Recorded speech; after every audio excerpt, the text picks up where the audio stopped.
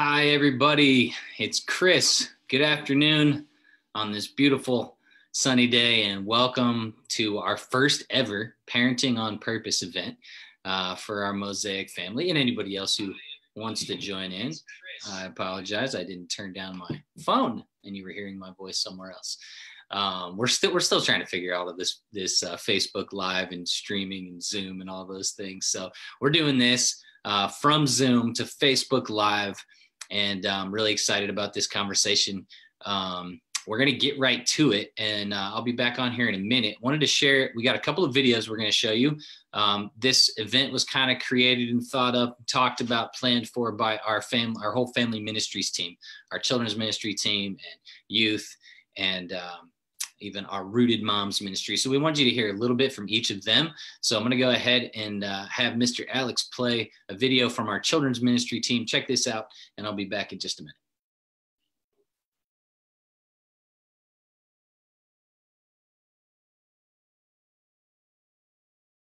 Hey guys, this is Allison Litt, and I am the Director of Children's Ministry here at Mosaic. I wanted to make sure that all of you parents out there are aware of our Families of Mosaic Ministry group on Facebook. This is a place where we're encouraging parents of kids ages 0 to 5th grade to come together, and we can just encourage each other and build each other up. Each week, I am posting a virtual lesson on there for the kiddos, so you guys can sit down as a family and work through the lessons. They're like 20-25 minutes long. And there's interaction, questions, there's a music video for them to worship, so it's a great thing, so please check that out. Also, we wanted to talk a little bit about our kids. So my husband and I have 3 boys who God has created completely different. Our oldest has his master's in accounting. He lives in Columbus, works at a bank where he processes loans. He loves the city, loves to be in the heart of things, and loves just to be around a bunch of people and doing things and being active. Our middle son is a contractor and he works for my husband. He loves bonfires, trucks, and country music. He goals are to buy a house on a lot of acres and live in the country, which just the 2 of them, you can tell God has just gifted them completely different, which is awesome. Our 3rd son, Nolan, is 9 years old. He is the baby. He is a scientist, loves to figure out how things work and how they connect together and how the process of all of that works. He loves to play with Legos, to build things and create things. So as you can tell, like each one of our boys are like just polar opposites of each other, which I love. It's really cool to see the differences in them and how God created them individually. Hasn't always been easy to try and really encourage each one in their different strengths and gifts, but it's been great for them, and we just encourage you to just take the time to really learn and listen to the different families and ask questions if there is any questions that you have, and learn about how God created each one of us individually and how we can raise our kids that way. Thanks. Hello, I'm Abby McCready. I work for Mosaic in the Children's Ministry as the coordinator for First Service. We wanted to let you guys know that because of the lack of ability to plan ahead right now, we're going to go ahead and postpone our VBS till next year. But as summer progresses and things reopen, we may be able to have some events for families, so be on the lookout for some announcements. My husband Rob and I have been married for 12 years and we have 4 kids. We have a son who's 4 and 3 daughters who are 5, 7, and 9. Over the years, we've gotten a lot of advice, but I think what stuck out to me the most is the advice to take all advice that you get with a grain of salt. Not everything works for everybody every time, and that's okay.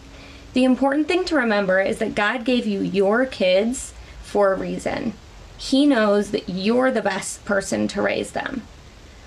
So, as you go, just lean on Him, forgive yourself for all of the mistakes that you're sure to make, and you'll be great. Thanks. Hope you enjoy. Hi Mosaic, it's Gretchen Jones. Many of you know me from children's ministry. I help oversee the childcare and Sunday school for the 1050 service, as well as childcare on Wednesday nights for the gathering service. We really miss all of you so much, and we hope that you've been able to connect to us through our Facebook page, through our Families of Mosaic. We post lessons on there, Sunday school activities, just fun information, and we would love for you to post too. We want to see what you guys are up to, what your families are doing. So anything you would like to share, please feel free to post on the Families of Mosaic Facebook page. We were asked to share something that surprised us about parenting. I have 3 kids, and with my first child, I thought I was a pretty perfect parent. She was fairly easygoing. We didn't really have any problems, and I thought, I really have this parenting thing. And then we had our second. And I learned I didn't know everything the way I thought I did. And what I had to take from that was that it wasn't really about being in charge all the time or being in control, but about finding what works with each child and the best way to help them grow and to learn, which can be very different depending upon your very different children.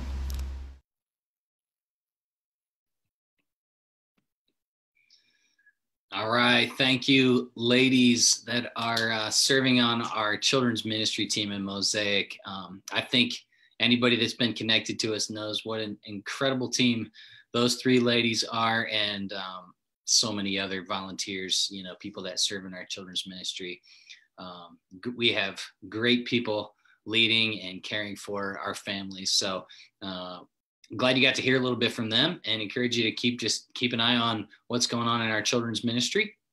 So thank you again, ladies. Welcome everybody to our Parenting on Purpose event. Kick that off with a little video from our children's ministry team. We're going to have another one here in a second, just so you know what's coming up.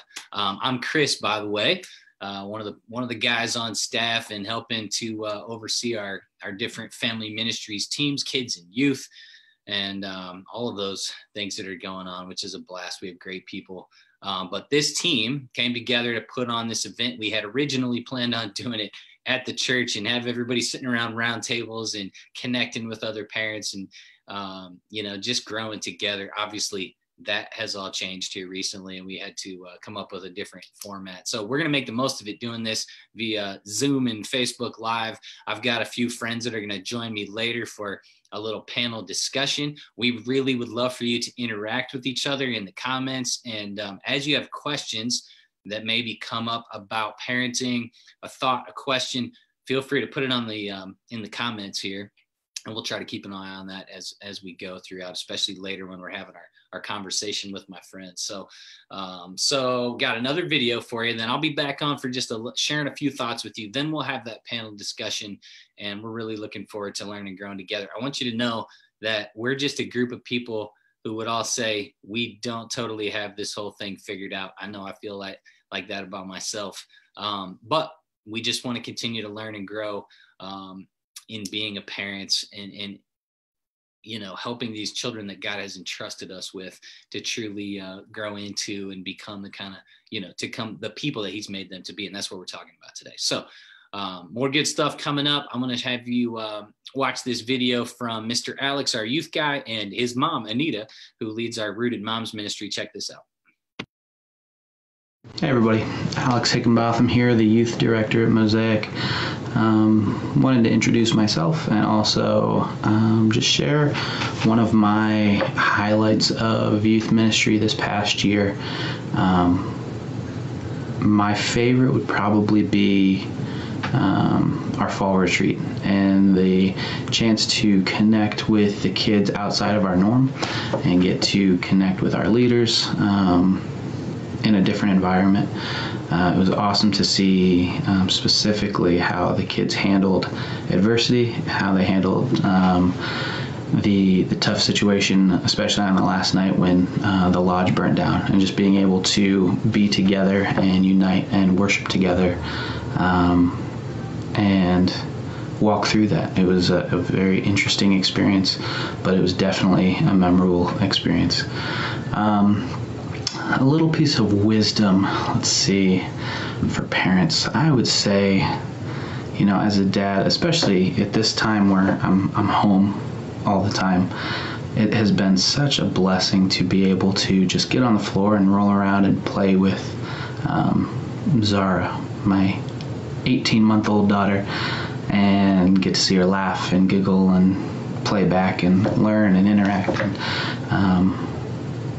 that's just been one of the best things of parenting, is just being able to get down on their level and look at them eye to eye and be able to play with them and laugh with them and do life with them on their level. Good afternoon, Mosaic. I'm really glad to be able to be with you for a little bit this afternoon. My name is Anita Hickenbotham, and I oversee the Rooted Moms Ministry. Tony had invited me on board in January, and I am working with the gals in the church who are expecting babies or have children up to the age of 2.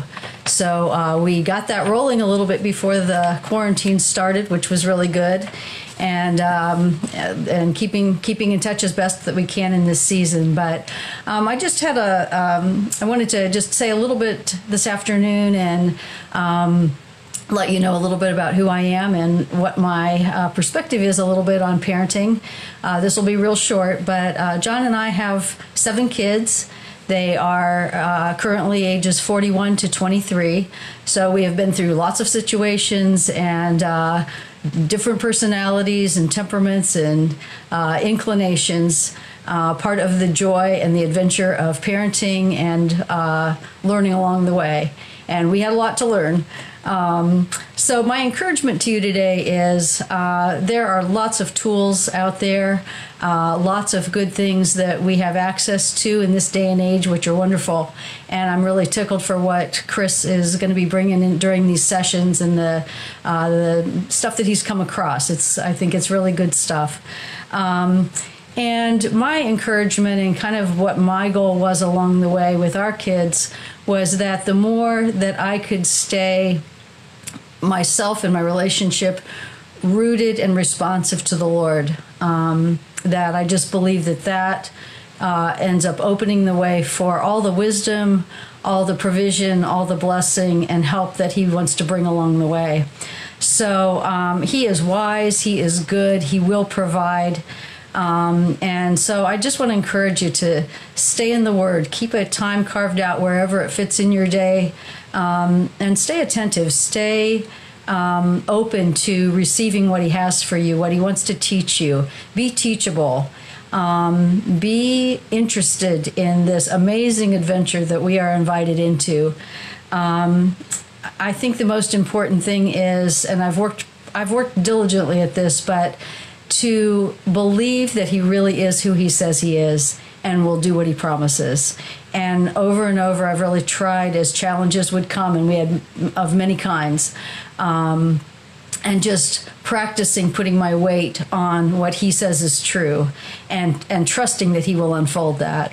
So anyway, I'm glad that we're in this journey together, glad to be with you, and excited about what's going to be ahead for all of us. Raising kids is just a wonderful, wonderful blessing, and parenting is one of the most great things that we have a chance to do in life. So blessings on you. We are praying for you and looking forward to what we can all continue to learn together. Thanks so much.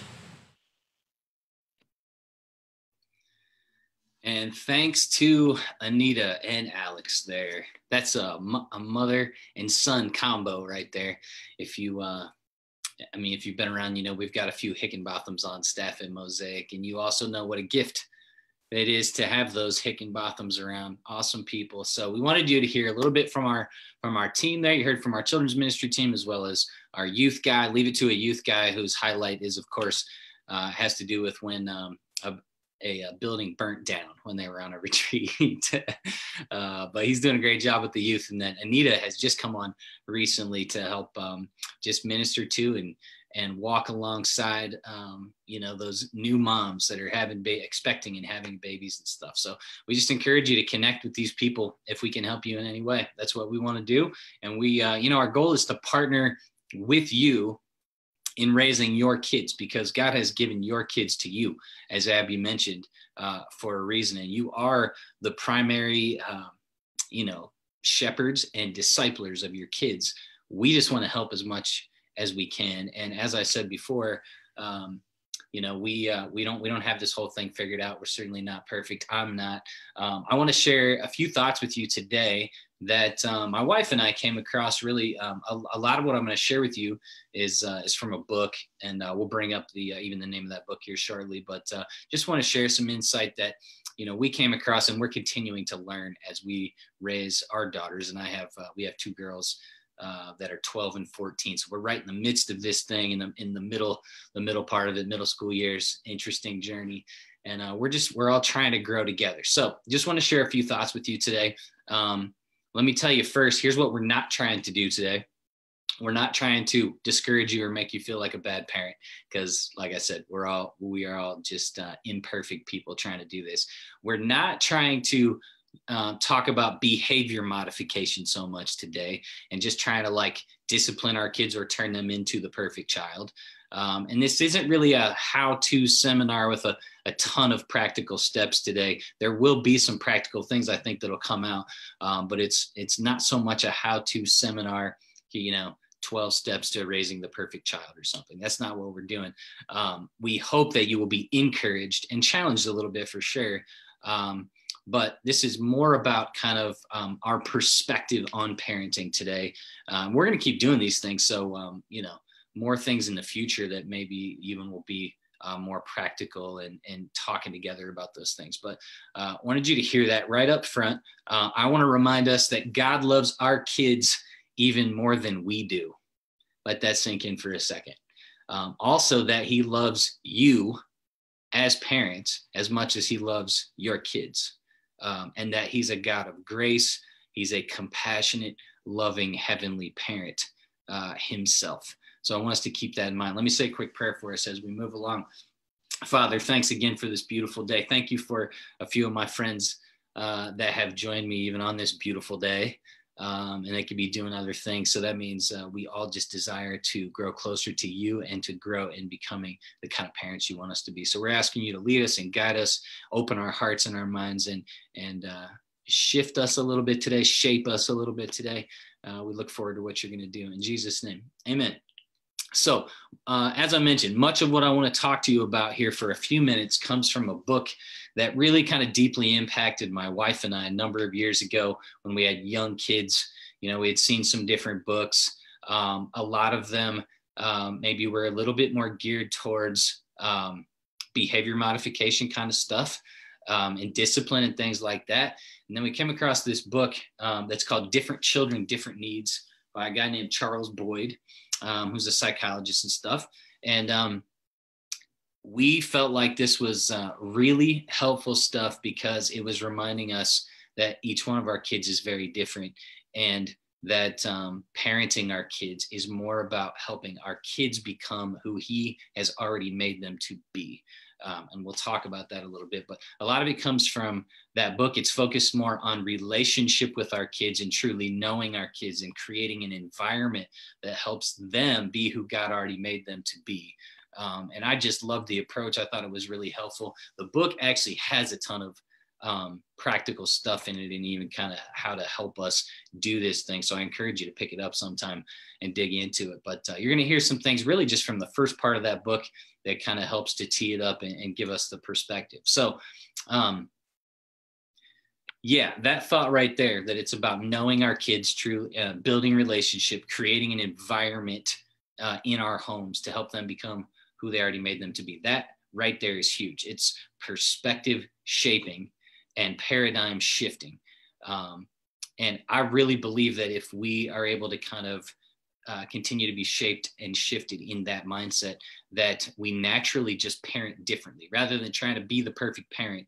The more we can really like grow to know God and his heart in this way, the more our parenting just kind of shapes and evolves and grows into what will be the most helpful for our kids. He made our kids, he knit them together in the womb. He breathed their life and their soul into them, and he knows them deeply.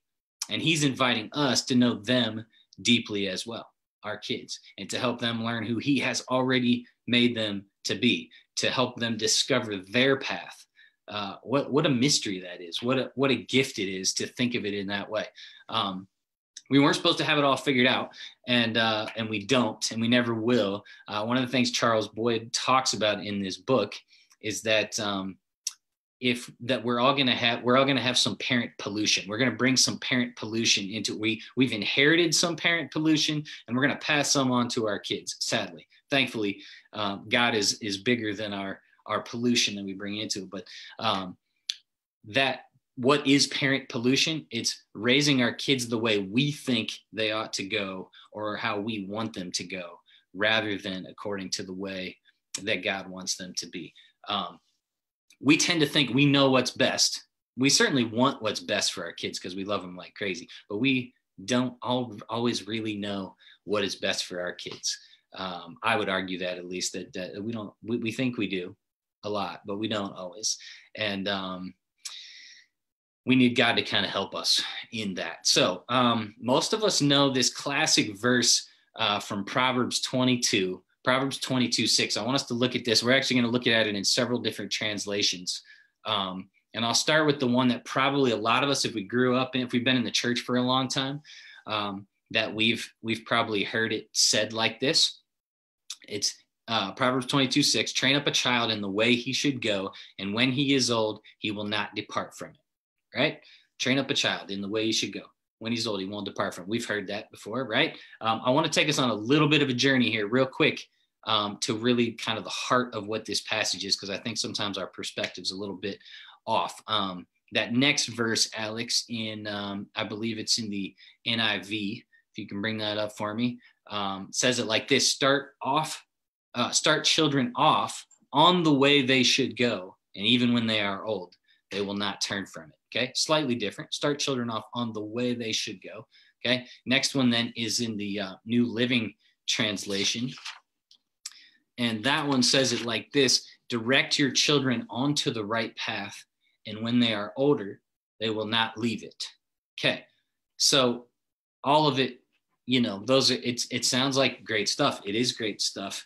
I think sometimes we're maybe a little bit off. What I want us to understand there, that the word that's used in the Hebrew in that place where it talks about in the way he should go is the word derek, which means like they're bent, according to their bent, meaning that God has given each one of us, when he creates us, a certain bent, a way that we are wired and gifted, and a way he's already put into us, a way for us, a path for us. And so maybe even a more accurate rendering there, if I dare, or at least what Charles Boyd shares in his book, is that it looks like this. Alex, if you can bring that next one up.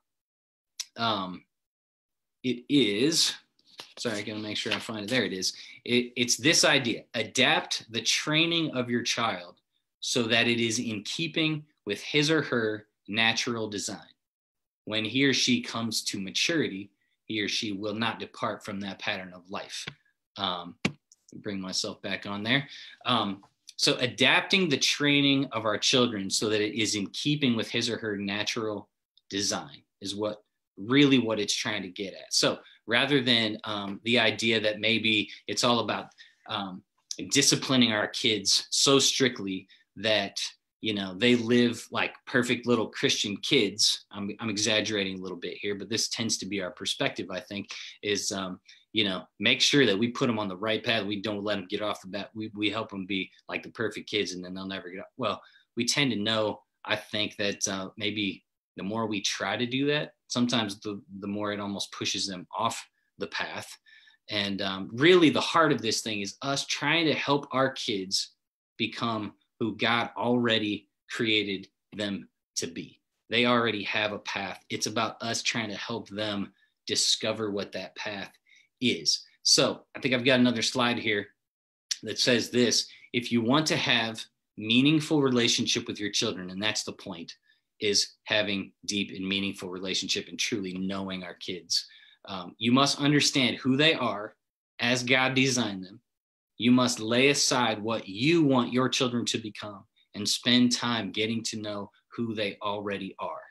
That's a pretty powerful thought, in my opinion, who they already are. So as parents, we've got to work to learn and discover our kids' natural styles and help each one to grow up in their unique, inborn, God-given design. It's in there already. It's underneath, and we kind of lose sight of it. All of us, I think we'd say, is almost like we tend to know who we are as young children. We kind of lose sight of who we are to a degree as we grow and we try to become what others expect us to be, whether it's our parents or other people.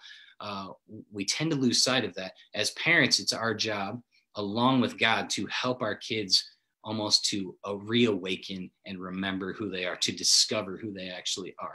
I think that's a powerful kind of perspective. What's my role in this thing? God's already made them who they are, and it's my job to just help create an environment for them to really discover who they really are. Now, in this book, we don't have time to get into sort of all the how-tos. How do we help our kids figure out who they are? I don't even know who I am to a degree, right? Well, Boyd uses the DISC personality assessment. I love personality assessments. None of them are perfect, but I think some of them can be really helpful tools. And what he's suggesting here is that if we really kind of dig into this and maybe use a tool like the DISC, and the book can walk you through that. It even has an assessment in there where you can use it to assess your kids and maybe try to pinpoint them a little bit especially as they grow a little bit older. But using the DISC, it's like, oh, this is how my kid is wired. And now I can adjust my training, right? I can adapt my training and the way I build a relationship with each one of these kids to who they are. So, looking at it like, rather than trying to parent each kid the exact same way, I learn who they are. I'm able to adjust my parenting to each one of those kids to a degree to help them discover their path. We have to work at learning them. I'm also going to remind us that we also have to work at learning ourselves. Many of us need to do a little bit more work. We always do, as far as discovering who I am and how I'm wired and gifted and what are my weaknesses. And then how are my kids different than me? And that's awesome that they're different than me, right? And appreciating that. So again, perspective is what we're talking about today. It's about relationship first with our kids. The structure, the boundaries, the environment we create will either foster deeper relationship or it will hinder it. I think that's key.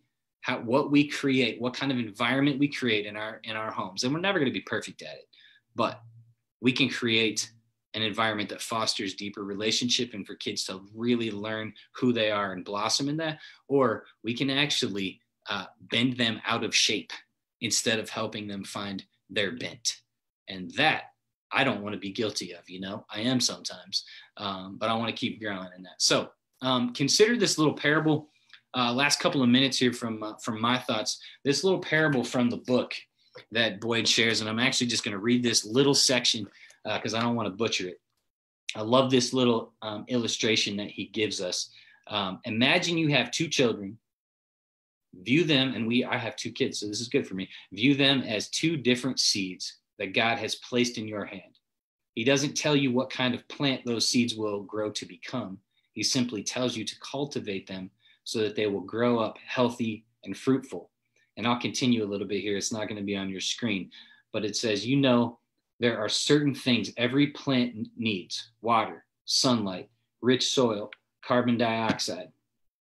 You provide the basics, and before long, those seeds begin to sprout. Soon you have two green, growing young plants. With each passing week, they begin to look different. Soon they flower and begin to produce the first buds of fruit. It is then you realize that you have been given an apple tree and an orange tree. So it takes a little while to really start seeing that. Now you must begin cultivating those trees differently. They require different amounts of water and fertilizer. You prune them differently. You must care for them differently. All this makes perfect sense because an apple tree is different than an orange tree. So he gives us different kids. They're actually different kinds of trees. and we can cultivate them and create a perfect environment. Well, as good of environment as we can, but we don't really get to decide which kind of tree they are. As we pay attention and help them grow, and we learn really the kind of tree that they are, and then we're able to actually help meet them with the needs that are going to be the most helpful to each one of them. I hope that kind of makes sense for you. I think that's a cool analogy. And I just want to share one more little thing here that I think is helpful in perspective shaping here. You've probably heard the verse about how kids are arrows in our quivers from scripture, right? We usually talk about that as if, I want you to think about this. Usually we're talking about it as if we're the parents, we as parents are the archers shooting our kids into the world as arrows. My dad was a pastor, and he used to talk about that a lot. A year ago, actually, at my dad's funeral, which is a year tomorrow, sadly, when we lost my dad, my brother shared this poem, and he sort of corrected my dad a little bit, but I think it's a beautiful thing. And I want you to see this poem and maybe how it helps to shape our perspective a little bit. I think we've got that we can bring up on the screen. I want to make sure you guys can see it. A poem by a guy named Khalil Gibran. And it's going to be the next one. There it is. Hopefully you can read that on your screen. But it says this. I think we're good there. It says, your children are not your children. They are the sons and daughters of life's longing for itself. They come through you, but not from you. And though they are with you, yet they belong not to you. You may give them your love, but not your thoughts, for they have their own thoughts. You may house their bodies, but not their souls, for their souls dwell in the house of tomorrow, which you cannot visit, not even in your dreams. You may strive to be like them, but seek not to make them like you. For life goes not backward, nor tarries with yesterday. You are the bows from which your children as living arrows are sent forth. The archer sees the mark upon the path of the infinite, and he bends you with his might, that his arrows may go swift and far. Let your bending in the archer's hand be for gladness, for even as he loves the arrow that flies, so he loves also the bow that is stable. I think that is a very powerful poem. Our children are the arrows. Yes, we are the bows, not the archer. God is the archer. May we be bows that grow more and more stable as we allow God to love us and bend us and trust him with the path of our children. Amen. So I wanted to share those thoughts. And then I think some more things are going to come out as we talk with my friends. So I want to invite my friends on at this time, and also my lovely wife. She's my friend too, but I'm going to invite my wife to join me here. And we're going to bring on Brad and Terry Kentosh, and Ted and Mary Evans, and also Laura Barber. And as I said, my lovely wife, Erin, is going to join us as well. She loves being on screen and being in front of people. I know all these people do, right? So everybody say hi. Let's make sure you're here. Hi. We're still trying to get Ted. There we go. We got Ted. There they are. Awesome.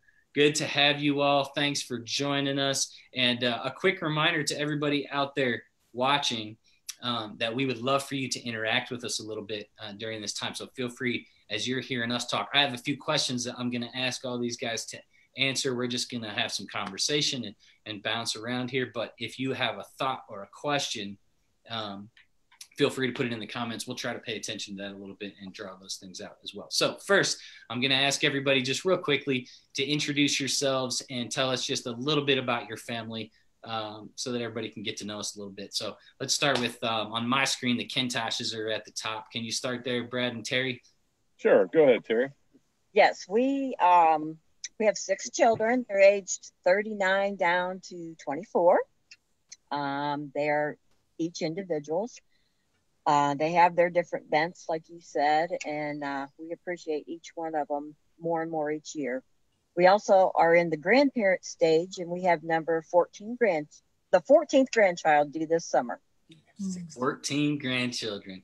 Nice. You have lots of arrows in that quiver, right? Yes. growing all the time. That's awesome.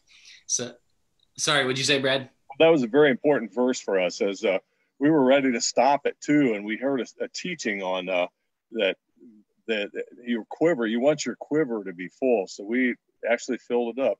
You took that very literally. Impressive work, man. You can't go to war with only 2 arrows. There you go. Well, I'm trying myself. No, yeah, that's awesome. And just so everybody knows, we wanted to invite. We got a couple of these couples who have grown kids, and we wanted to hear their perspective today because they've kind of been through the all the battles. So Ted and Mary, tell us a little bit about you. Mary. Well, we've been married 52 years. We have 4 grown children. Our baby is 33, and they go all the way up to into their late 40s. We have 16 grandchildren, and they're all delightfully different. The stage of life that we're in, obviously, is grandparenting. I was a full-time stay-at-home mom for the first 22 years of my parenting, of our marriage, until our oldest was graduating from college and our youngest one was in 1st grade. And then I went back to teaching full-time. So I understand being a full-time parent at home, working in my home, keeping my home, and also the pressures that come on women who work outside their home. And my husband traveled a bit. He was a pastor and a church planter. And so when our children were young, he was gone quite a bit. And so I also learned what it's like to be a single parent and to handle everything.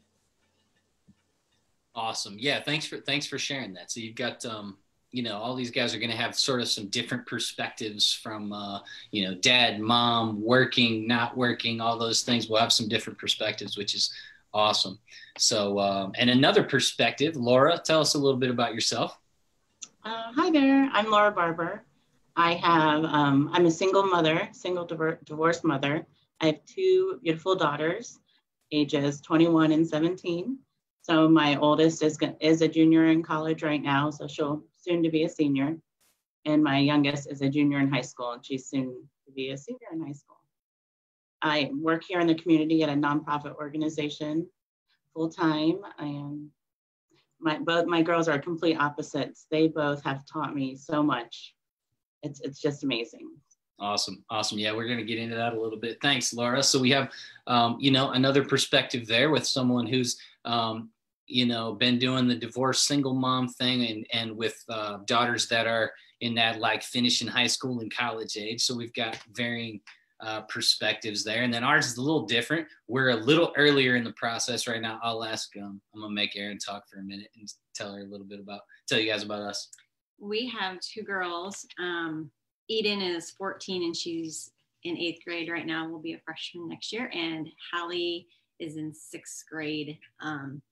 Very different personalities. Yeah, they are just 2 kids that are pretty much complete opposites, which we'll talk about a little bit as well. So yeah, we're all kind of at different places. For Erin and I right now, we've done the young kid part of it, but we are right in that, just start, middle school and about to have high school. And we're like, help us, people, help us figure this thing out. Right. So as I mentioned, none of us have this figured out, but, and we've all made our mistakes, but we just want to talk a little bit about some of those, the challenges and the mistakes we've made, but also some of the things that we've learned along the way. Right. So you guys just heard me share a few of my thoughts. Some of you are kind of familiar with this. I think one of you maybe even mentioned you were familiar with this book before, too, the Evanses. So my first question for us, and I'll just let whoever would like to kind of jump in first. Coming into parenting, do you feel like you kind of had that perspective that we were just talking about? And if so, how'd you get to that? How did you know that? If not, or maybe not to a full degree, how were you able to learn that as your kids grew? Maybe just talk a little bit about that from, whatever you want to share on your heart there. So anybody that might want to jump in, otherwise I'll pick on you. Well, I'll start, I guess. No way. When we first had children, I didn't know who I was. I certainly didn't know who Ted was. And you bring children into your life and your sense of who you are and your relationship with the Lord. And so the first years of our marriage were a struggle for us. And that was when we were starting to have children. So in our backgrounds, our families, we had some big roadblocks to success. I mean, we had alcoholism, mental illness, abuse. Ted's parents divorced right when we were getting married. And it was pretty scary what our chances of having a solid home with loving our children would be. But one thing we had was our faith in the Lord Jesus Christ. And we just determined that we were going to hang on to God, hang on to his word, and try to follow as carefully as we could what God showed us about this, raising children. And in Psalm 127, it says, unless the Lord builds the house, those who build it labor in vain. And that was certainly true of us. Unless God was going to be there, it wasn't going to work. And I don't know if you've ever been around a building site or added something onto your house, but it's a mess when you're building. There's heaps of stuff all over. It's chaotic, it's noisy. And our families are under construction the whole way as our kids are growing. Our marriage is under construction, our life, our career. And building has to be done every day. It's work. And it'll take all of your energy, all of your intelligence, all of your willpower, and all of your dependence on God. But I want to echo something that someone said before, and that is, with God, all things are possible. You are enough as a parent to be a good parent with God's help. So you can look forward with success that you're going to be able to see who your children are and encourage them. Amen, sister. Good word. Yeah, that's one of the things I just really want people to hear today. We're all different, and we're all still growing, and we don't have this thing figured out. But just remembering that with all of our mistakes and our baggage and everything, we are enough, especially with Christ's help. And he doesn't. He's not really expecting that perfection, because he knows, as you said, that we're still under construction ourselves, right? And Right. Man, what isn't it just kind of like, every once in a while it rocks me that, like, man, how am I supposed to care for these kids when I don't even have my own stuff together, man? I'm still trying to figure it out, right? So as you said, depending on him in it is big. That's good. Ted, did you have anything to add there, or is Mary speaking for you on this one? Well, she's pretty much speaking for me. I would say something that one principle we kind of applied early was I kind of grew up in a situation where our family our family was very interested in athletics. And so we saw that when you're a participant on a team, or you're a person involved in some kind of athletic skill, there are many lessons of life that you learn.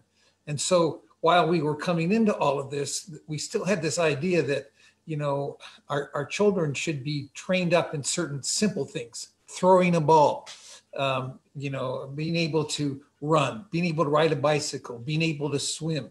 And so it's kind of, in some ways, others might go a different way. They might teach their children how to hang a door, and have a skill that way. And sometimes I wish we had done that. But on the other hand, we taught them and trained them in certain things of just how to, in athletic prowess, so to speak. And as we carried those things together with them, and we walked with them in life, watching them go through the process of being on a team, being accountable to other people, being accountable to a coach. Even Paul uses illustrations about athletes disciplining themselves and learning certain things. And that became a big center for us. And we told our kids, we told them, every one of you has to, at some point, participate on an athletic team, but we also broadened it, also participate like in an orchestra, let's say, or other things that you at least need to spend one time on a team like that, or orchestra, or we had other illustrations that they could use. But in the end, we said you only have to do it once, but you have to do it once because there are things to learn about working with other people and about being a part of their lives and sharing a responsibility of reaching for a goal and those kind of things.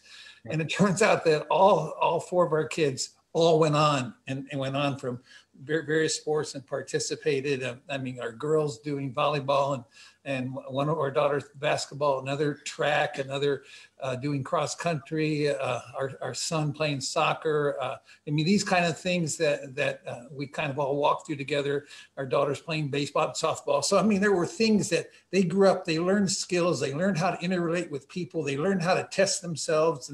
And that was a kind of a large part of our growing together. And then, of course, we, as mom and dad, spent our time going to the things that they were doing and rejoicing with them in the things that they were participating in. And I mean, our one daughter was on a dance team in our church at the time, a worship dance team that people were involved with 20 years ago or so, or 30 years ago even. But anyway, we enjoyed sharing with them whatever they were participating in. We went and supported them, went to those things, took time out of course, our lives to share in that, and we enjoyed that. Nice, good.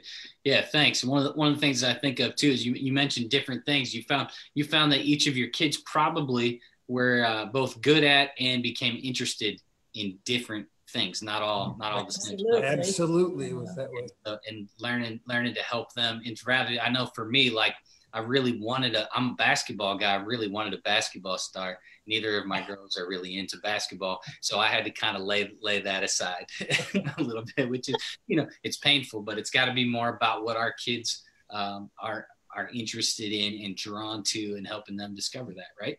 So That's right. Good stuff there. Laura, how about you? Did you have this perspective all kind of figured out coming into parenting? You probably did, right? No.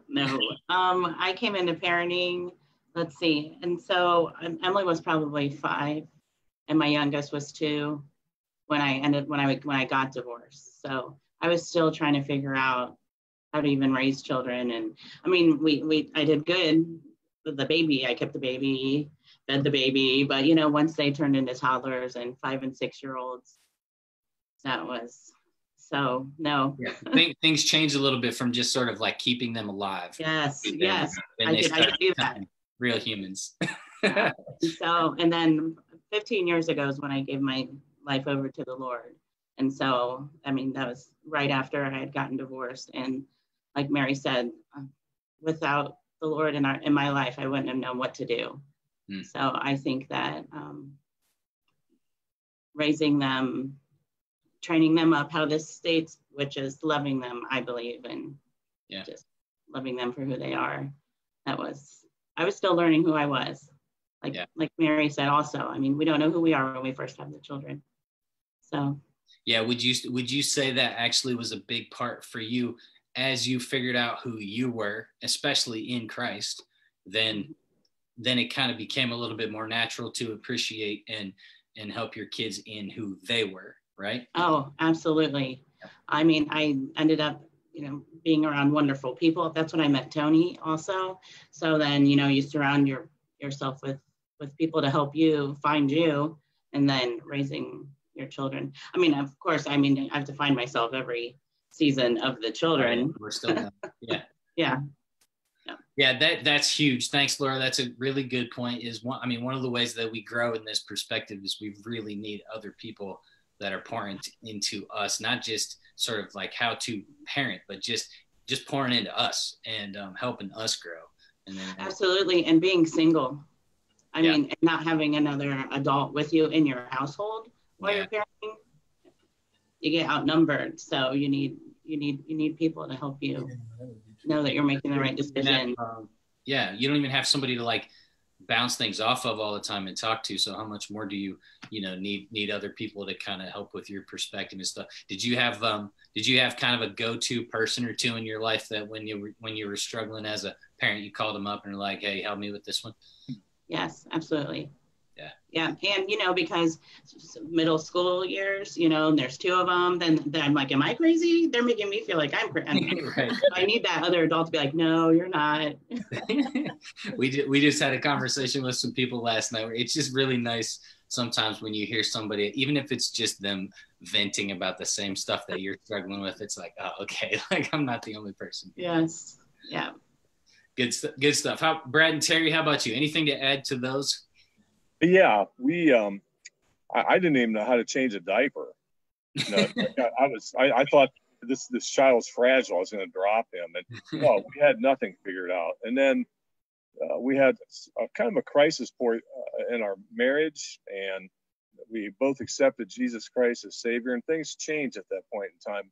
And what I learned over the years is that for our family, it started with the father. And I believe that we have a weak nation because we have weak churches. We have weak churches sometimes because we have weak fathers. You know, and I think and we have to make sure as husbands that we are the spiritual leader in the family, you know, not dominating it. And so I had to learn how to do that.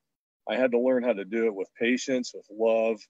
And so it started there. And then we surrounded ourselves with a really, really good group of the same age. We had my cousins, Connie and Aaron Bush. And I mean, we had a support group that was tremendous where we could bounce things off. And they also came from the same perspective that we did, putting Jesus Christ as first. And as a dad, it was very, very important for me early on to establish a time of family devotions, that a daily where we would have a wisdom search, or we would have time where we actually spent time with the Lord. And I think my children had to see me do that. And again, and it was just it all started with me, you know. So no, we didn't have anything figured out. And this seasonal life with grandchildren, it's really fascinating because we don't want to overstep our boundaries, anything like that, but we also want to make sure that we can have an impact on their lives also. But yeah, every child, all 6 of our children, we raised them to be very, very independent, but yet hopefully loving the Lord. And one of the things that I really, really had to do with such a large family, I never allowed our children to say, I'm sorry. Because if I say, hey, Chris, I'm sorry, what do you say? You say, it's all right. No worries. Yeah. Well, you know, bottom line is that makes me feel better. You know, so it's really crucial for the relationship in our family to make sure that my kids, you know what, I need you to forgive me. Will you please forgive me? And then the other sibling had a decision to make. It wasn't okay to, you know, I have to actually forgive. And I think over the years, I've seen conflict be able to be resolved at a quicker level and more deeply because of that. Terry, you want to add anything? Trust me, we didn't have a lot figured out. We made, you know what we did? We did a lot of things good, but as you parent, you're going to do some things very wrong. And when you have as many kids as we had, we actually got to have like a redo with the younger 3. Yeah.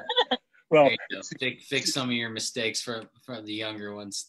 And the thing is, Chris, another factor that I think as a father, I don't know how many times I had to go to my children and Terry makes a good point. When I did blow it, whether I was a bad example or I exploded in anger, hey, Josh, or hey, Chris, will you please forgive me? I was wrong.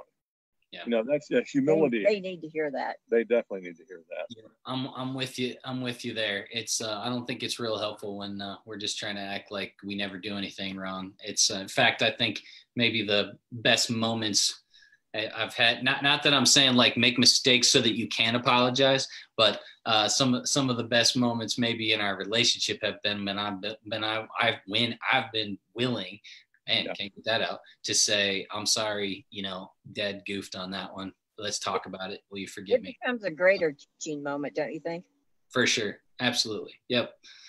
And huge for kids to see an example of actual, you know, we don't see a lot of great examples of humility in our culture all the time, at least the ones that tend to get famous and are on the news and stuff all the time. So we got to show them humility, you know. And one last thing, just real quick. Yeah. It's like, and it doesn't stop that, you know, a bit, my oldest is 39 years old, and my youngest 24. It's like, so there are still times, you know, maybe last week, I have to say, you know, Josh, I was wrong. That humility and that asking forgiveness has to continue throughout your life. Yeah, I think that speaks to what I was talking about when we think about this. Really is about relationship first. That's the point as a parent. Then if it's really about relationship, then it's got to be about me being willing to like be humble and apologize and ask forgiveness of our own kids. You know, Aaron, did you have anything to add to that at all? Just that we also did not have it figured out, and we still don't have it figured out, and it continues to change and evolve as the kids get older. So sometimes when you think you have it figured out, situations, stuff change. So. Yeah. I feel like the entire journey of parenting, as soon as you feel like you kind of got some things figured out in you know, you're having a good phase, and then all of a sudden like the kid changes again, and it's like we're starting over again, right? So, the main reason I asked that question is because I wanted people watching to hear all of us say, no, we really had no clue coming into this thing, and it's been a journey of learning, right? So next one, talk a little bit about, if you don't mind, about your kids. Just, hey, were they really different personalities? And if so, maybe just, you know, briefly a thing or two that you kind of learned or that you implemented, something to adjust your parenting according to the kids, or just anything along those lines. Anybody got a thought on that one? I do. Oh, go ahead. Yeah, Mary, you want to jump in there? Well, I can. All right. Yeah, go ahead. We had two girls that I could understand them. They were like me, introverted. They were very capable, steady people. But then I had an extrovert daughter that was very social. And when she was younger, we just clashed all the time because she would always want to have friends spending the night at our house. Or we would go somewhere and she would always be hatching up a way to extend the social time. And I would tell her, we're not going to bring anybody home from church with us, but it would always happen. And I began to see that was just who she was. And when she got into high school, we began seeing that she really shined when she was in a group of people. That was where her giftings were. And Ted, you know, had her start on a team. And she always won the most inspirational player award because she just loved being with people and encouraging them. And I finally saw that, well, I wish I was like that, but I can't be. And that's just who she is to this day. And then I had a conflict with my son. He was wanting to take Gracie Jiu-Jitsu martial mixed arts lessons. And he was just a real adventurer, you know, wanting to take on somebody. And he took after Ted that way, very brave. And I was horrified. I didn't want somebody kicking and punching my son or teaching him how to do that to somebody else. But Ted thought it was a great idea. And so he took him down to, Ted really wanted someone else to like beat on his son. Is that what?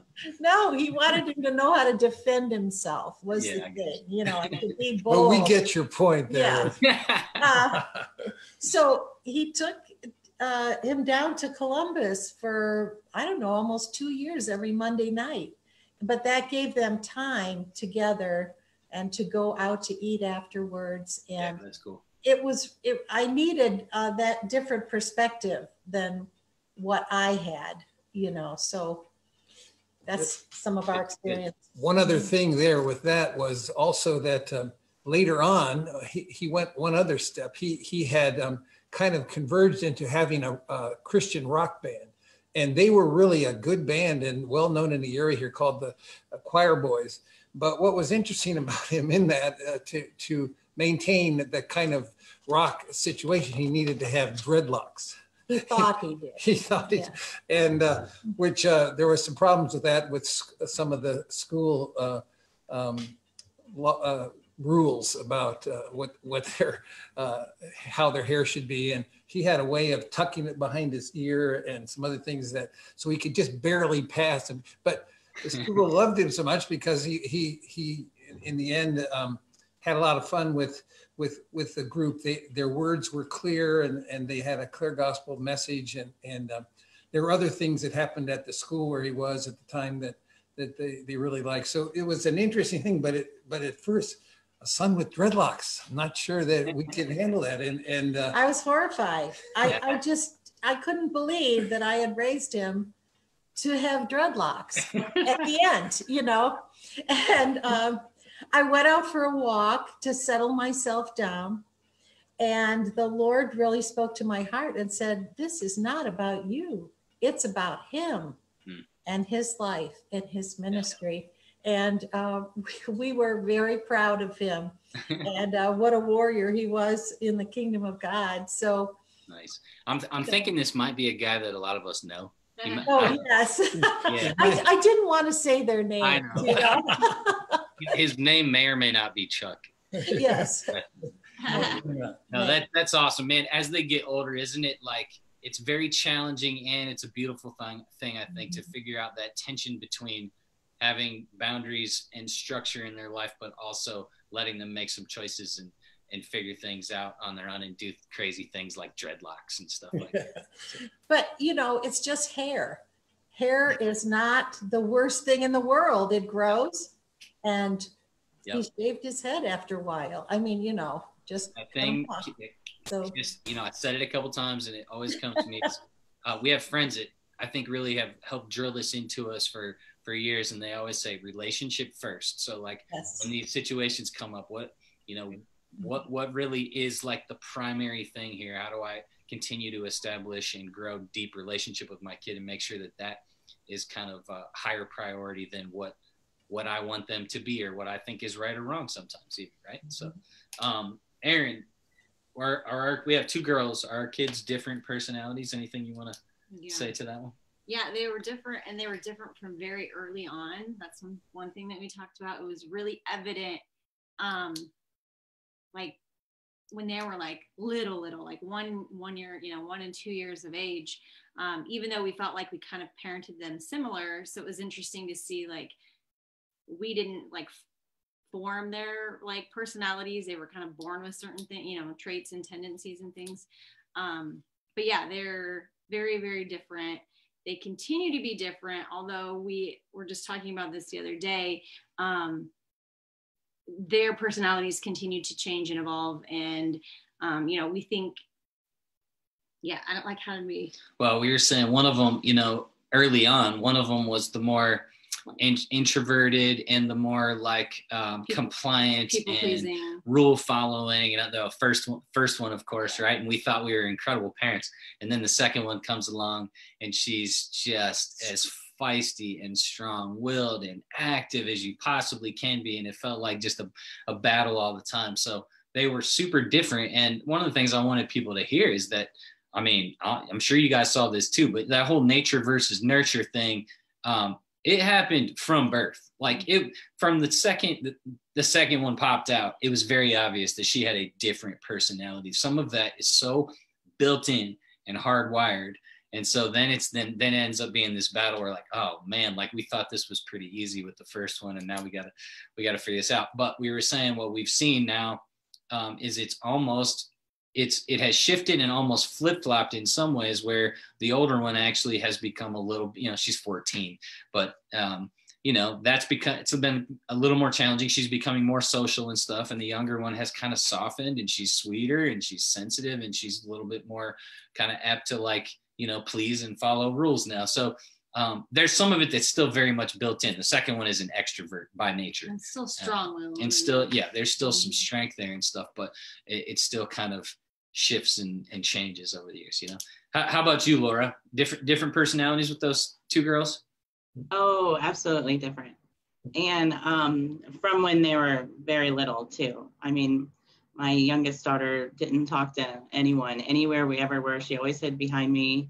And my older one just ran around a little crazy. But yes, very different. And I think as you guys were talking, I was just thinking, I mean, the difference in discipline and learning and just learning to love them along with their, I mean, is crazy. And for us to be able to have the ability to recognize their differences and discipline differently.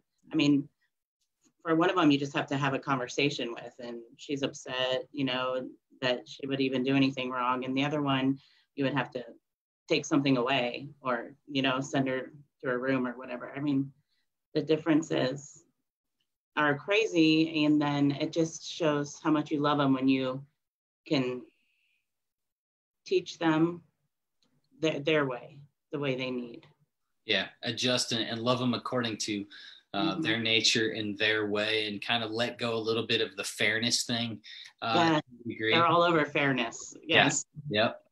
Yep. It's challenging, and it is a cool thing, because there's, you know, I remember those were some of the adjustments we made, just specifically with when you're trying to figure out discipline and stuff. It's like the younger one, like, man, like we can keep trying to do it like this and try to fight every battle and try to like do it with, you know, punish this type of punishment or something, or we can like give up and figure out what actually helps, and then also figuring out some of the things we're doing might actually be hurting our kid more than it's actually helping them. And that's gonna be different for every kid. But I think that's one of the things we discovered. It's just like, man, we're like killing ourselves, and it actually is not helping, and it might be making it worse. So let's change the system somehow, you know, instead of keep trying, right? So good stuff. Kentosh, is anything to add on that one? Different. You got 7 kids, probably some differences there, right? You know what? Six. I think you have to go back to with Mary and the dreadlocks. We had to learn with ours. You need to major on the majors and minor on the minors. And things that are non-negotiable, that's where you kind of have to put your line in the sand. Does that make sense? Yep. And like with my older 3, dancing on the coffee table would have been something that they would have gotten disciplined for. So our oldest came home from college. The baby is now standing on the coffee table. And he proceeds to say, oh, it's okay to stand on the coffee table now. But that's just, you know what, that's a minor thing. Okay, yeah, he shouldn't be doing it. But I'm not going to get all bent out of shape like I did with you 20 years earlier. Yeah. Okay. Yeah. That's good. I think that's one of the things, especially as older parents can share with the younger ones and maybe help them like not make some of the same mistakes. I think about that, like with my parents would, you know, later on kind of admitted that like, man, we were too strict on some things, and just really learned like we got to chill out a little bit. Same thing. I come home from college. I'm the oldest one, and my brother gets to do whatever the heck he wants, it seems like, right? But there was a learning process of what is the non-negotiable and the thing that we're not going to give on. And I guess I'm learning more and more that like we really need to pay attention to those things and begin to let God strip some of those things down, narrow it down a little bit earlier, instead of like fighting it for so long and then end up regretting and going, man, I wish I would have chilled out on a few of those things. Right now, this is people that are listening. Obviously, this is a journey from little child up to teenager. And I always try to talk about it like as kids are getting older, we've got to continue to kind of shift towards maybe widening the fences and the structures a little bit, and allowing them to make some more decisions and have some more responsibility, and remembering that the goal is to help them get to independence, as somebody mentioned, right? So if I just keep trying to like keep it like, you know, really small fences forever, eventually, I mean, they're trying to bust out of those things at some point, right? So learning what, okay, things maybe need to shift right now. Maybe I need to start chilling out on this just a little bit, and continuing to do that at the appropriate gradual pace for each kid. Does that make sense? Brad, were you gonna say something? Yeah, Chris, it's like also, I was an only child, and to have 6 kids, you know, I had to figure out differences, and I had a lot of cousins, but there were 3 things that really helped. The first one was we got a book called the Birth Order Book, and the Birth Order Book, the firstborn, or tendencies of the firstborn, secondborn, thirdborn. tremendous asset just to help us understand, like firstborn, like totally neat and organized, the secondborn, like your daughter, like you mentioned before. So that was helpful. And then the second thing that was very, very helpful too was I made the kids early on we learned their love language. Does that make you ever, there's a book of 5 love languages. And so again, being an only child, I didn't have siblings that I grew up with to understand those differences. So I had to educate myself. And then third, the meaning of their names. We had plaques like, it's amazing how the names of our kids kind of personify their personality. Like Natalie, it's giver of joy. And Natalie would make you laugh at 2 years old. Lindsay, a sensitive spirit.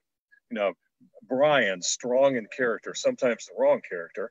But, those are three tools that helped me as being an only child, being able to help understand those, because they were certainly, all 6 of them are different. Yeah, no, that's awesome. Thank you, Brad, for sharing. There's some good practical tool stuff. And I mentioned this book that I'm talking about where Boyd is actually using the DISC personality assessment, which I think can be a very helpful tool. And he's even got in that book. So I'll encourage people, snag the book if you want to grow a little bit, especially when your kids are young and you're you're starting to see their personalities a little bit more, even at 2, 3, 4 years old. I think it can be helpful, certainly as they're older, but using things like the love languages and the DISC and the birth order stuff and all those things, none of them are perfect. Every one of them can be helpful in figuring out who I am and also who my kids are. And then how does that interaction look? So I know some people resist that stuff. And I'm not saying everybody's got to be like me. I geek out on every personality assessment. I love all of them. But I would challenge everybody to do a little bit of work on some of those. And I was going to say, this book, I'd be willing to, if there was people interested in maybe walking through the book and doing a little bit of a small group kind of thing, or just talking one-on-one with me or with anybody on this panel, those of you that are out there watching, hit us up and we would just love to process through you with that stuff. So thanks for mentioning a couple practical tools. Our time is flying here. I had a couple more questions and I'll just throw these things out here, and everybody doesn't have to speak to each one, but maybe just one thing that pops out. I asked, what's a challenge or failure that we faced along the way? And then also maybe a victory or things that we implemented that work. And you guys have shared some things here and there, but does anybody have any other things that you're like, man, I would really want people to hear this, either the victories or the failures and the mistakes along those lines? Anybody? I'll go. Go for it, Laura. I think one of the challenges, I just want to share, we are nowhere close to perfect. I mean, I will never be a perfect parent. And I think that I've definitely lost my temper at times. And I think it's okay. And I've gone back to, as they get older, how you can speak to them. I just speaking truth to them and apologizing and just sharing more as they get older. I've seen that I could share more. So with them on just my perspective, I think being able to apologize really when I am wrong, if I said something wrong or got angry when I shouldn't have, I don't know. I just don't want people to think that they're a bad parent for doing that. I mean, I think if we apologize, they completely understand it. Then that, again, like what has already been talked about, that teaches them humility too. I just really have found that if we teach them that and the mercy from the Lord that we get, and then we can give each other mercy in our house too, especially as we're now me to 21-year-old and 17. I mean, yeah. We all think we know what's right or what should happen. So yeah, that's good. Anybody else? Yeah, I think that one of our biggest problems is learning to let go. Does that make sense? And learning to let go. And just real quick, to let go doesn't mean to stop caring. It means I can't do it for someone else. To let go is not to cut myself off. It's the realization I can't control another. To let go is not to enable, but to allow learning from natural consequences. To let go is to admit powerlessness, which means the outcome is not in my hands. To let go is not to try to change or blame another. I can only change myself. To let go is not to care for, but to care about. To let go is not to fix, but to be supportive. to let go is not to judge, but to allow another to be a human being. You know, that to me was a very, very difficult thing, not letting go and letting my children be who they are. That was a big mistake. And that there was a defining moment where I was able to just say, okay, Lord, I dedicate them to you. They're yours. So I just challenge every parent as they get older. We need to learn to let go. Yeah, that's good. That reminds me, I was just listening to a podcast episode last week, and something that just kind of drilled me. They were talking about kind of a different analogy, but in regards to parenting. And really the idea was like, as a parent, I have to kind of die 1,000 small deaths along the way. Right? And I mean that like in a couple of different ways, but one of them is just continuing to die to my expectations and what I want and how I think my kid's supposed to look like this at this age and act like this, and just continuing to like almost daily die and let go of those things, right? And just you continue to go, hey, God's got this. He's walking with them. He loves them. They're going to keep making mistakes, and that's actually what's supposed to happen. They're supposed to make mistakes. And I got to kind of let go and let them make choices and make mistakes. And then, you know, that's where God does his work, right? So good stuff. Evans, did you got anything there? Yeah, just going to say the word, operative word is flex. We've got to be a little bit flexible with setting these things up. And even the DISC, we think it's great. My wife and I, we participated in some of those things 20 years ago and we're right when they were starting out developing. But this book is the different children, different needs is just an excellent book that'll awaken parents to several ideas of how to deal with children who really are different and who are individual. And so sometimes there has to be a little bit of flex with regard to that. And because we know that the word of God is clear, precept upon precept, and that's certainly true. But within that, there's a kind of a Holy Spirit flex that you sometimes are grabbing a hold of and recognizing. Right. Yeah, that's good. Aaron, you had said something. I'm thinking of kids with parents with really young kids still. You talked about kind of like a mistake or a frustration that we had. Do you remember specifically with the second kid right here? Yeah. Well, having your first be different than your second or whatever, I think we tried to parent our second to try to make her like our first one, or to try to like get her to do the things that we thought she should do or the way that she should look. And so we parented out of frustration and anger at times. And also just, I personally struggled with like what other moms or other people would think of me if my child misbehaved or was a certain way. So I was trying to parent her to make myself look good. And I feel like that's something we still fall into even as they get older. But that was definitely a realization that we had, trying not to worry about what everybody else thinks and just to parent your child. Don't compare them to the other child. Like there's just, they're each individual kids. Man, comparison is the enemy in so many ways, whether it's me to other parents or one kid to the other kid. And that's one of the things I would say is kind of like a major don't do that we're all guilty of maybe here and there in different ways, but saying, why can't you be more like so-and-so, like your sibling or whatever. And so that was one of the things I thought it was like a failure on our part, certainly at times, and that we had to grow into was rather than parenting out of reaction, frustration, and expectations from others or comparisons, learning to kind of relax about those things and keep the primary things the primary thing.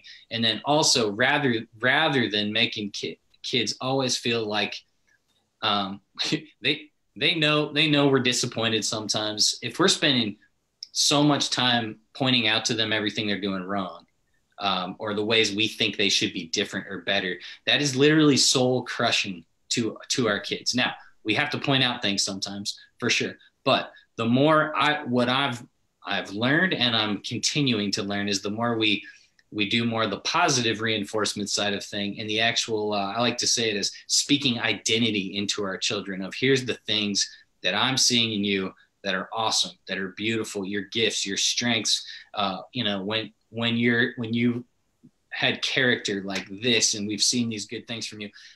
Or just, and I don't know if you know this about yourself, but here's what I see on the good side of things. The more we do that, the more we actually help them find their bent, because they don't always see it themselves, right? So we can actually speak identity into our kids, or we can absolutely like crush their souls by the way we talk to them on a daily basis, right? Does that make sense? Mary, you looked like maybe you were going to say something there. Well, one thing that really worked for us is that you have to establish a vehicle of communication with your children so that it's okay for them to tell you things, and then you can tell them things.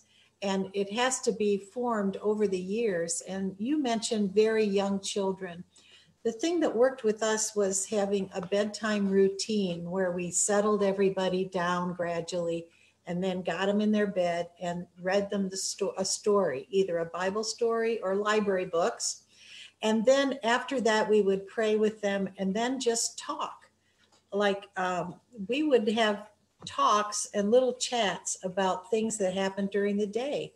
Like you said, you can point out, you were really brave when you did that, or you were determined, and that's great. Or we talked about the kind of person they wanted to marry when they grew up. We talked about what they were going to do for a career. We didn't know what it was, but just, different possibilities.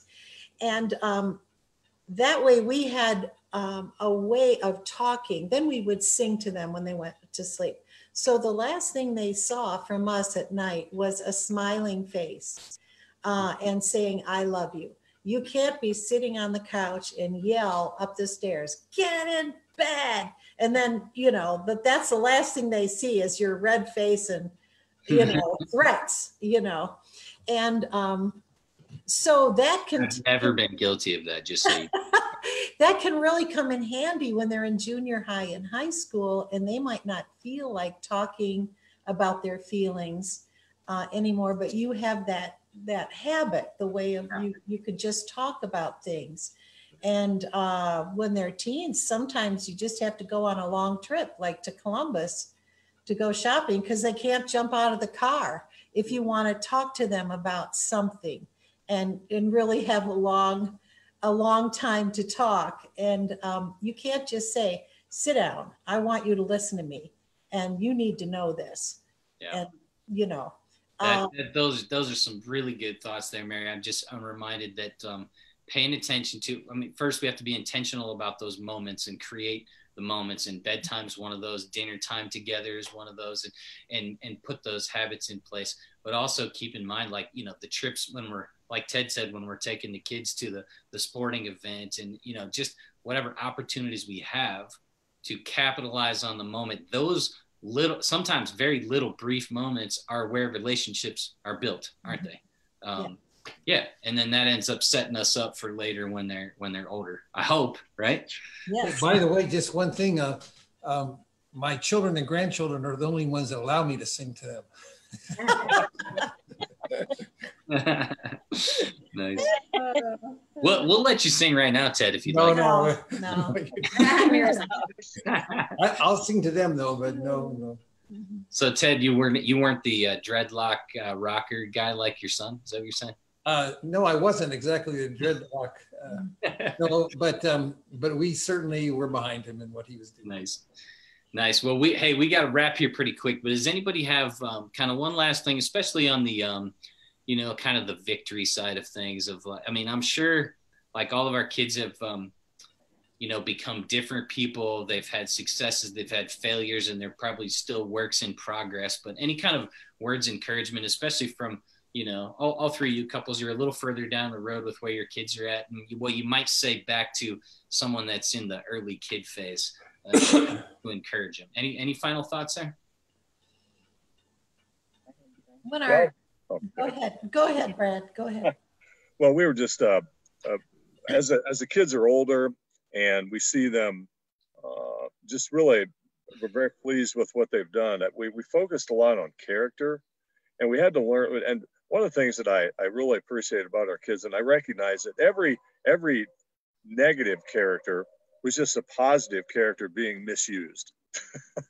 And, you know, and so really trying to take that negative character quality and develop it into, because it's like the positive. And so that was less intimidating to them. But I see with our kids and our children, just you know, perseverance or humility, just things like that. And Mary, you touched on that. So just the victories would be, I think, the character and just the joy in seeing who they are today. Yeah, good. Anybody else there? Well, you might be unaware of the victories in your house. If you get into good habits of speaking kindly and showing love, when our youngest daughter got her wisdom teeth taken out, after it was all over, the receptionist came out of her little area and said to me, "I was watching you and your husband and your daughter, and it's so obvious that you love each other. You just don't see that much these days." And I was just dumbfounded because I realized that I thought I was so nervous and acting like an idiot. You know, I always do that when my kids are under the anesthetic. And Ted was trying to cheer me up and distract me. But I realized that we did love each other and we showed it to our kids, and someone else could see that. And it was so reassuring to me after our fears when we first got married that we wouldn't have a loving family. So that was just a real blessing. Yeah, what a great reminder. If we're not doing anything else right, if we're saying I love you to our kids and we're giving them hugs and, you know, speaking kindly to them and all those kinds of things, it's incredible how much that's actually not happening in families all the time. And we can fail in 100,000 ways. But if we're genuinely showing affection, I mean, a lot of people would say, I didn't really have that kind of, you know, affection and people saying, I love you and speaking, you know, positive things into me. And that in itself is creating that kind of, it's the cultivating and the creating the environment that I was speaking to earlier that allows the seeds to grow into who they're able to become. Right. Laura, you were going to say something. Yeah, I would just want to add to the victories, definitely the relationship that I formed with my daughters. I mean, through the different disciplines and everything. And like you just said too, just the love and showing them love and showing them Jesus, by the way I live. Hopefully, I mean, they'll remember that and want to be like that too. Yeah. Anytime that they need to make hard decisions, because they're all around, especially at 17 and 21. So hopefully they can, with my love, better decisions. Yeah, right. It's would you all agree that things are more caught than taught? Certainly there's some teaching. Yes. Yeah. Yes, I would. Did you have anything to add there at all?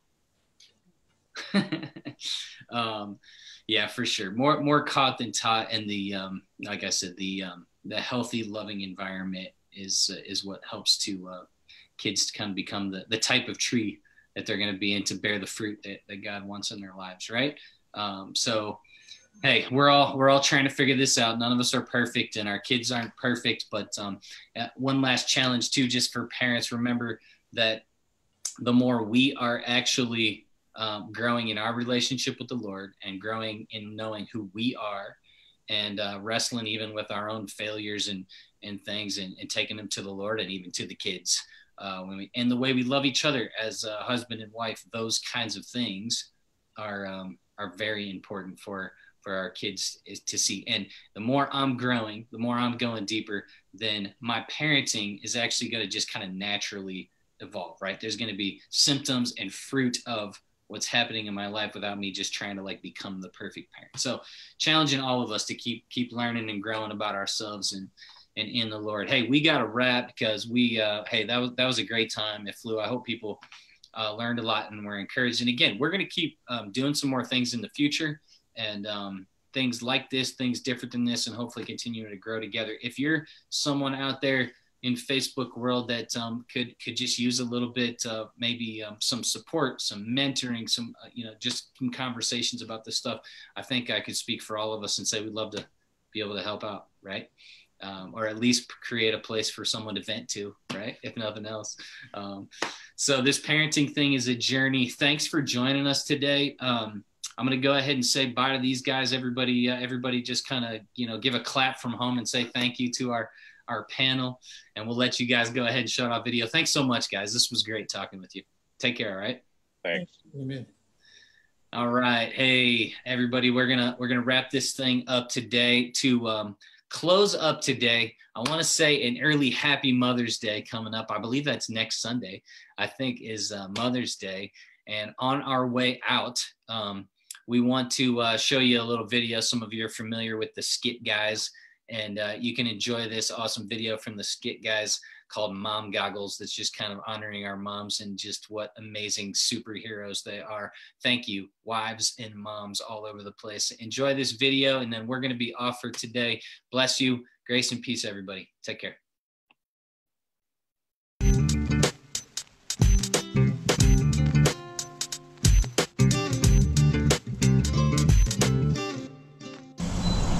Are you guys sure you've got this? Yeah. The twins are plugged in. Baby's asleep. How hard can this get? We're men. Besides, I bumped into Chuck Norris at a Pizza Hut once. I think his power's rubbed off on me. Get out of here. Go on, enjoy your mommy getaway weekend.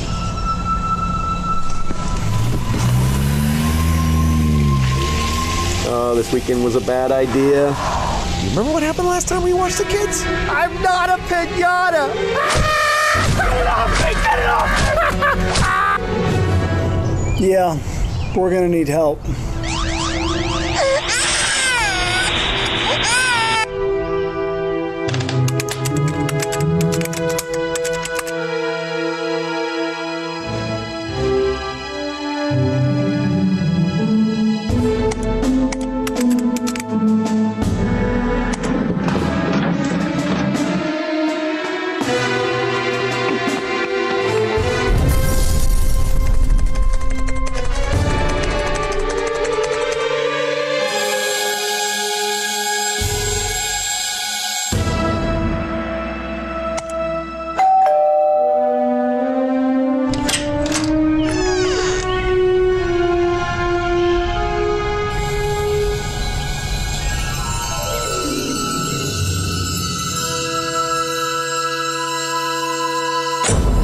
Warning, use of this product may alter your perception of reality.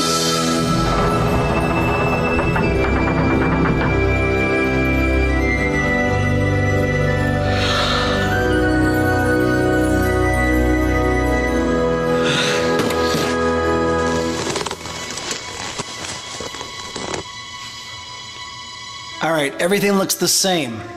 This is a joke. Guys, it's like the Sahara in this cup. Can somebody hit me with some juice?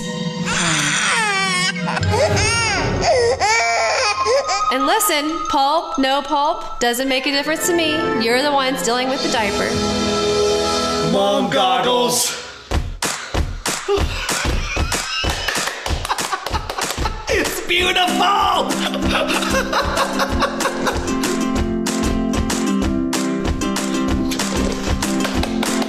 Okay, sweetie, I need you to sit on your bottom. Listen to Daddy. You sit on your bottom, okay? Daddy's gonna come get you. Don't move. Don't dance. Just sit on your bottom, okay? Daddy's gonna come get you.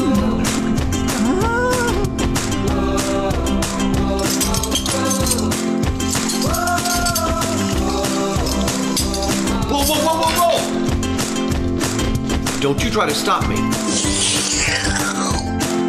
Baby made a poopy, yes you did, bitch. Where are your mom goggles? They wouldn't fit over my hazmat suit. Take this. Oh, you're so cute, bitch. And then the little boy, he rocked his mommy. Oh, I love you. Forever. I like you too.